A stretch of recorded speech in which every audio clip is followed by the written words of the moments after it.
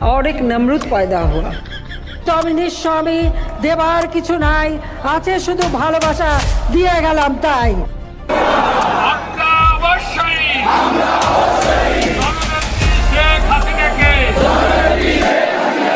আমরা এই বাংলার মাটিতে এবারের দফা শেখ হাসিনাকে কবরস্থানে পাঠাতে হবে। এটা হাস্যকর, হাস্যকর, এই দেশের জনগণের জন্য হাস্যকর। অনেকেই কিন্তু মাংস খেতে চায় না, মাংসের পরিবর্তে এখন কাঁঠাল।